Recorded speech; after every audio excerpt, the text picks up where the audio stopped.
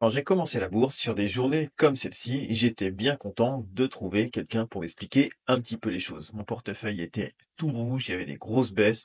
Des fois, je savais pas trop comment réagir. Est-ce qu'il faut vendre? Est-ce qu'il faut acheter? Des fois, on peut avoir un peu d'euphorie, un peu de panique. Eh bien, aujourd'hui, je vais être cette personne et puis on va dézoomer un petit peu sur les choses, poser les choses et regarder un petit peu ce qui se peut se passer dans les jours ou dans les semaines à venir. C'est parti. Allez, je vais revenir rapidement ce soir sur la gestion du risque dans vos portefeuilles. Alors, moi, j'aimais bien quand j'ai commencé la bourse, tomber sur quelqu'un qui un peu prenait du recul sur les choses, sur la bourse, sur l'investissement. Et ça, c'est pas forcément évident quand notre portefeuille, il est tout rouge, quand on voit du moins 3% sur les indices, des fois moins 3, mais j'ai vu bien pire que ça. Eh bien, ça fait toujours un peu de bien, je pense, de recentrer les choses un peu sur du format long terme pour voir un peu où on se situe, d'où on vient et où on peut aller. Alors, on avait tracé quelque chose comme ça donc sur le S&P 500, donc là, on est, je pense, il y a beaucoup de choses qui se passent au niveau, de l'Ukraine, sur ces choses-là, mais pour moi, ça, c'est déjà acté, déjà anticipé, je pense, par les marchés, tout comme les annonces de Trump concernant les droits de douane, on entend beaucoup parler, mais je pense que ça, les marchés, ça avait déjà été annoncé.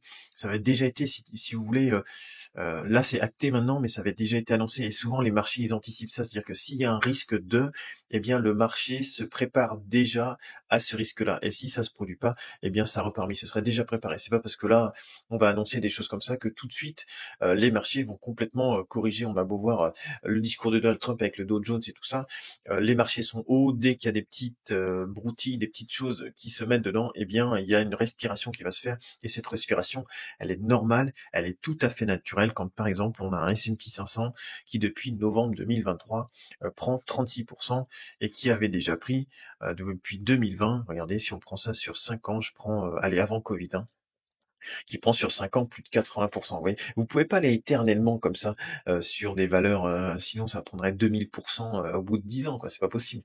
Donc il y a toujours des moments où il y a des respirations de marché, et là on a une respiration de marché qu'on peut voir ici. Et elle est là, et on est, vous voyez, toujours sur une belle tendance haussière sur S&P 500. Donc on avait en août la petite peur du carry trade, là, du carry trade japonais, qui nous avait fait un petit coup sur la moyenne mobile 200. Et là, vous voyez, on vient d'aller sur la moyenne mobile 200 encore aujourd'hui. Et pour le moment, la moyenne mobile 200, elle est achetée. Donc on est vraiment sur une correction de court terme. Alors c'est vrai que ça peut faire peur, parce que là, ça fait du moins 6, moins 7% entre le 19 février et puis maintenant. Mais les marchés, finalement, c'est toujours ça, c'est de la peur et de l'euphorie. Et je vous sors de temps en temps, quand il y a de la panique, je me rappelle en août, j'aimais bien vous sortir celui-ci, le Fear and Greed Index, c'est l'indice de la peur et de la baromètre de la peur et de l'euphorie. Et là, vous voyez, on était plutôt dans le vert, et voire même dans le très très vert ici, il y a pas si longtemps que ça, et maintenant on passe dans le rouge, et la plupart des gens vont se poser des questions. Ah bah, est-ce qu'il faut que je vende? Est-ce que ça y est, c'est la fin du capitalisme? Et ainsi de suite. Et nous, on va voir que bah, pas forcément, puisque regardez, là, on est pour le moment sur cette zone-là. Est-ce que c'est vendeur? Non, pour le moment, regardez, en août, on avait été même voir un petit peu plus bas, on avait cassé ici la zone de neutralité. Là, on l'a cassé, regardez, on a encore même un petit peu de marge, on est juste sur la zone de neutralité pour le moment. Il n'y a pas de problème, la tendance, elle est conservée. Ouais, on voit quand même qu'on a quand même quelque chose là, ici, c'était vraiment cassé sec. Là, on voit quand même qu'on a quelque chose qui s'arrondit. Je partirais bien sur ce scénario-là. Mais faut pas oublier qu'on a eu quand même en 2022, on a vu une belle correction. Regardez, en 2022. À chaque fois, je vous en parle, mais c'est important d'en parler. On a vu moins 25%. On était venu sur la moyenne mobile 200 périodes en format semaine. Donc là, si on arrive sur la moyenne mobile 200 en format semaine, oui, ça peut mettre du temps, hein. Ça peut être jusqu'à, mettons, décembre 2025, mars 2026. Et je mets mars 2026, hein, c'est que des suppositions, hein. Mais si on arrive, je vais prendre par rapport au plus haut, pourquoi pas faire un moins 17% par rapport au plus haut, tout en conservant, vous voyez, cette belle dynamique haussière qu'on a imprimée depuis maintenant 2011. Depuis 2011, on a toujours une belle. Regardez un peu, si je dézoome un petit peu là, regardez. La montée, alors forcément, il y a un moment donné où ça va se calmer un petit peu, même si on garde cette tendance-là, faire un moins 20%, ce serait pas déconnant, hein. On garderait cette tendance haussière, et puis on pourrait même venir taper, ouais, voilà, sur la rouge, là, qu'on serait pas mal, hein.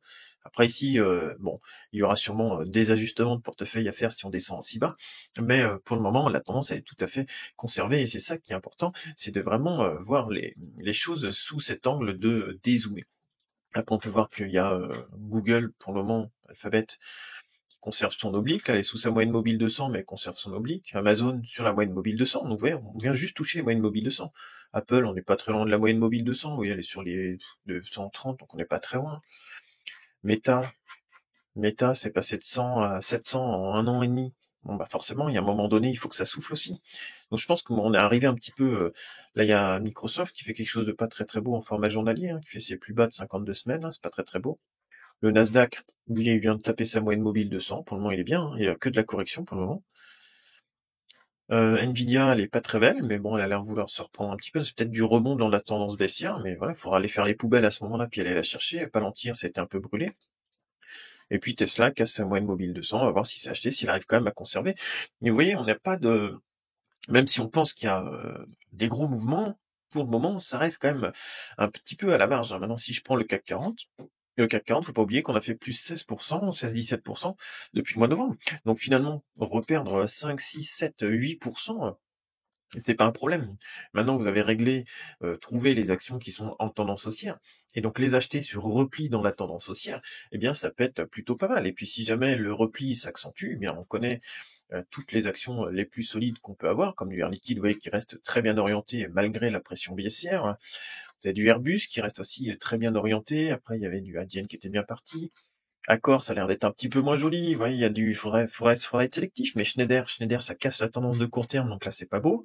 En court terme, mais si vous la prenez en long terme, vous voyez, elle reste toujours très belle. Ça dépend de votre horizon de placement, une fois de plus. Moi, je suis plutôt sur un format moyen terme avec un prix de revient sur les 118. Donc, tant que ça n'a pas croisé, que j'ai pas de signal vendeur, eh bien, je vais pas me mettre à court terme. Par contre, je serais sorti de la position avec cette moyenne mobile de 100 qui est cassée, cette vieille bougie qui est pas très belle. Là, ça c'est pas très beau. Et puis ces choses-là, mais vous voyez, ça dépend de votre horizon de placement. Alors, sur du court terme, c'est forcément, moi je fais toujours ça, court terme, il y a toujours des stops, comme ça, si la tendance, si votre scénario ne se produit pas, vous sortez, vous protégez le capital et vous revenez plus tard ou sur d'autres actions. Sur du moyen long terme, vous travaillez sur du format semaine, donc vous avez le temps d'arriver, le temps de voir les choses tranquillement. Et puis sur du format long terme, eh bien vous allez, comme sur du format moyen terme, plutôt aller chercher des points d'entrée sur vos actions préférées, plutôt que de créer de la panique.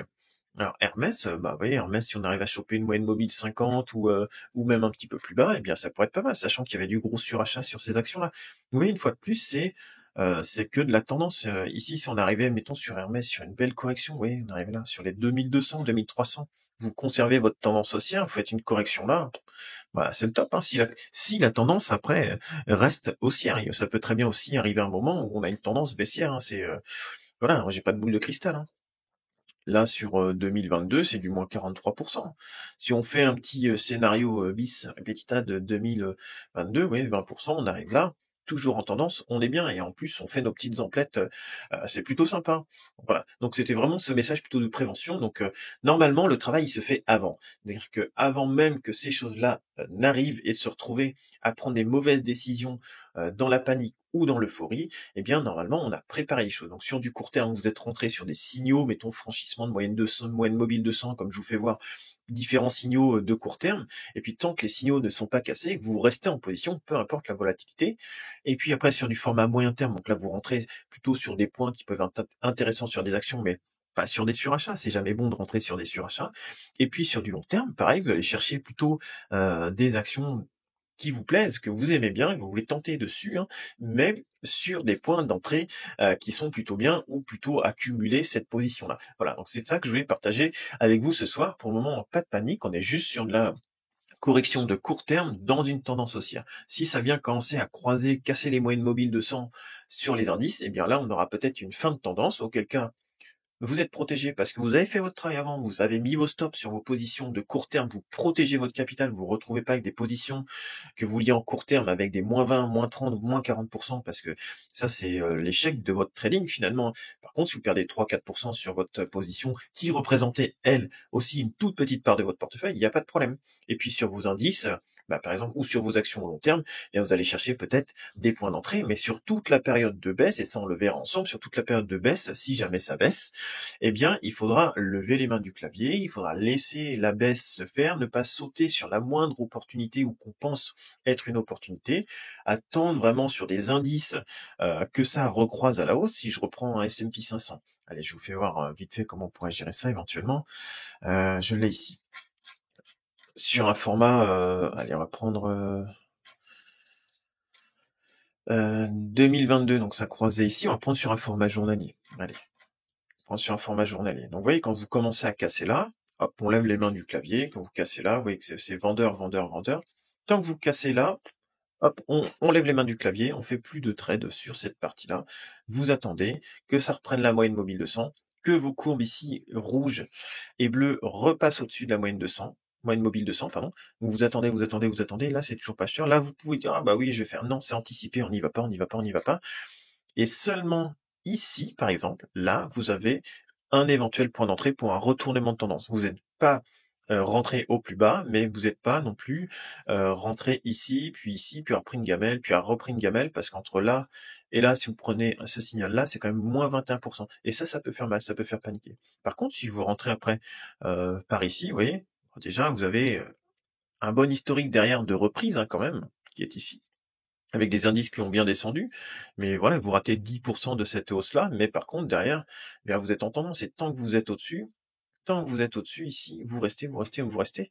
Mais est-ce que ça vaut pas le coup des fois de rater 10%? Voilà, 10% sans anticiper, pour prendre derrière, je vais être obligé même de redézoomer encore un peu. Si par exemple ça repart derrière et que vous prenez un 52%. Voilà, ça vaut le coup des fois de lâcher de la performance, mais ne pas anticiper les choses et mettre le plus de billes dans votre poche, le plus possible de chances de votre côté. Voilà. Et puis on sortira jamais au plus haut et jamais au plus bas. Là, on sera jamais sorti là. On va sortir au moment où ça croise, où ça casse la moyenne mobile de 100. Et mettons si ça vient à casser la moyenne mobile de 100, je sais pas, par là, eh bien, vous faites pas le max du 52%, vous ferez un 40%, 35% peut-être.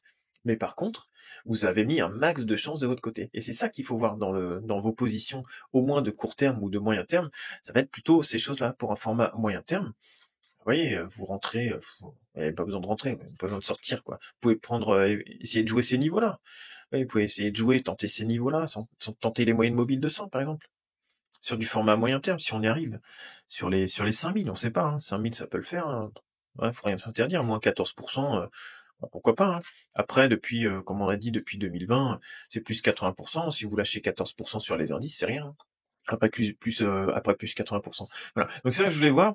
Profitez-en pour, de votre côté, faire le ménage, bien le point dans vos portefeuilles, bien séparer votre court terme, votre moyen terme et votre long terme, et vous verrez que vous dormirez beaucoup mieux. Et comme d'habitude, tu trouveras sur le côté 2 autres vidéos en lien avec l'investissement sur cette chaîne. N'hésite pas à y jeter un coup d'œil, me laisser un commentaire, savoir comment tu vis cette phase de marché qui est plutôt un début de complication. Est-ce que tu vis bien cette volatilité ou pas, notamment si tu es débutant? Je pense que pour les plus anciens, ils y sont habitués, il n'y a pas de souci pour eux. Sur ce, je te souhaite une excellente journée ou soirée. Salut!